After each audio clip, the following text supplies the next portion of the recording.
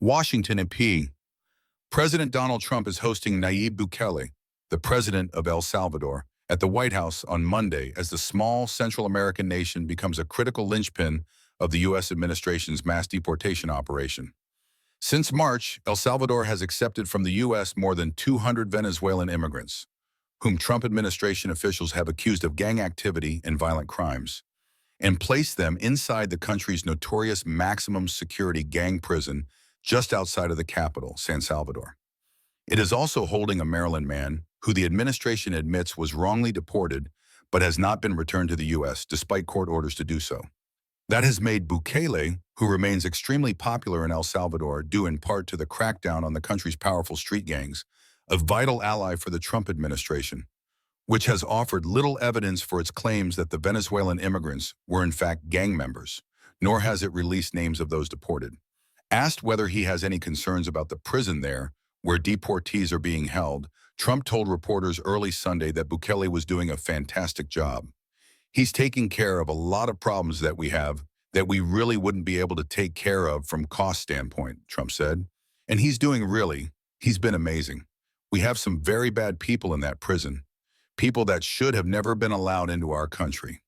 Since Secretary of State Marco Rubio's visit in February, Bukele, whose government has arrested more than 84,000 people and has part of his 3-year crackdown on gangs, has made it clear he's ready to help the Trump administration with its deportation ambitions. Bukele struck a deal under which the U.S. will pay about $6 million for El Salvador to imprison the Venezuelan immigrants for a year, when a federal judge ordered the Trump administration to turn around a flight carrying the immigrants already en route to El Salvador.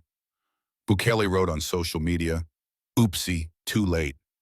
Though other judges had ruled against the Trump administration, this month the Supreme Court cleared the way for Trump to use the Alien Enemies Act, an 18th century wartime law, to deport the immigrants. The justices did insist that the immigrants get a court hearing before being removed from the U.S. Over the weekend, 10 more people who the administration claims are members of the MS-13 and Tren de Aragua gangs arrived in El Salvador, Rubio said Sunday. We've also found cooperation in other countries that are willing to take some of these people, some very dangerous criminals, Rubio said during a cabinet meeting on Thursday. Bukele, Rubio added, has really been a good friend to the United States in that regard. These are some of the worst people you'll ever encounter. Trump has said openly that he would also favor El Salvador taking American citizens who have committed violent crimes, although he added, I'd only do according to the law. It is unclear how lawful U.S. citizens could be deported elsewhere. Leavitt said such citizens would be heinous, violent criminals who have broken our nation's laws repeatedly. Meanwhile, the Supreme Court has called for the administration to facilitate the return of Kilmar Abrego Garcia, a Maryland resident and Salvadoran citizen who had an immigration court order preventing his deportation to his native country over fears of gang persecution. Leavitt said the administration's job is to facilitate the return, not to effectuate the return. But Trump indicated later Friday that he would return Abrego Garcia to the U.S.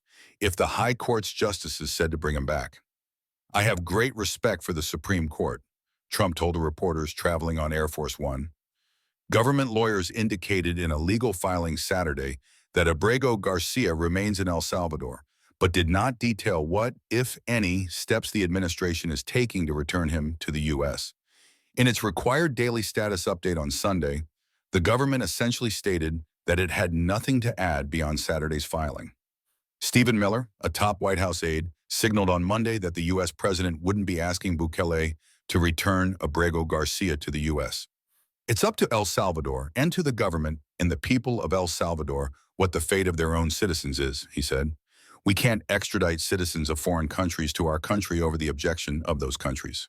While Bukele's crackdown on gangs has popular support, the country has lived under a state of emergency that suspends some basic rights for 3 years. He built the massive prison, located just outside San Salvador in the town of Tecoluca, to hold those accused of gang affiliation under his crackdown. Part of his offer to receive the Venezuelans there was that the U.S. also send back some Salvadoran gang leaders. In February, his ambassador to the U.S., Milena Mayorga, said on a radio program that having gang leaders face justice in El Salvador was an issue of honor.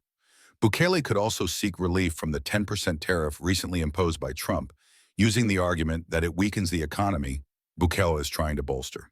Cesar Rios, director of the El Salvador Immigrant Agenda Association, said it's crucial that the visit isn't limited to diplomatic gestures, but rather translates to concrete actions that benefit Salvadorans abroad and at home.